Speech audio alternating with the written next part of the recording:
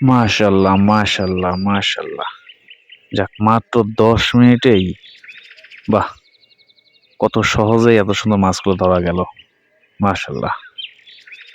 পুকুরে সচরাচর সবাই হাইব্রিড জাতের মাছগুলোই ছাড়ে। তো আমি করছি কি যে বিলের যে মাছগুলো দেশি মাছগুলো আছে কয়েকটা ১০-১৫ টা মাছ ছাড়ছিলাম পুকুরে।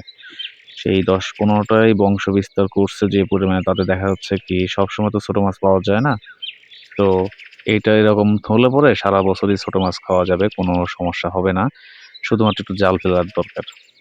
তো আজকে পরীক্ষামূলকভাবে এই জালটা দিয়েছিলাম পুকুরে। তো কি অবস্থা দাঁড়ায়? তো মাত্র ১০ মিনিটের বেশি সময় লাগে নাই। তাতেই যা হইছে মাশাআল্লাহ আমার খাওয়া হয়ে যাবে।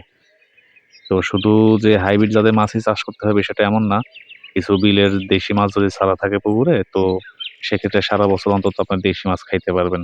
ভরপুর খাইতে পারবেন। কোনো সমস্যা ছাড়া তরতাজা মাছ। স্বাদটাই আলাদা। এই মাছগুলো সবসময় সচরাচর বর্ষার মৌসুমেই পাওয়া যায়। বর্ষার পার হয়ে গেলে এই মাছটা পাওয়া যায় না। তো আপনার পুকুরে যদি এরকম থাকে তাহলে সেক্ষেত্রে আপনি সারা বছরই কম হোক বেশি হোক আপনার যখন ইচ্ছা তখনই ধরতে পারবেন, খাইতে পারবেন একদম টাটকা, ফ্রেশ। খলসে মাছ অনেক স্বাদের মাছ। যখন বিলের মাছ থাকবে না তখন এই মাছগুলোরে অনেক বেশি মিস করবেন। কাজেই যদি সম্ভব হয় কিছু বিলের দেশি মাছ ছেড়ে দিয়ে রাখতে পারেন।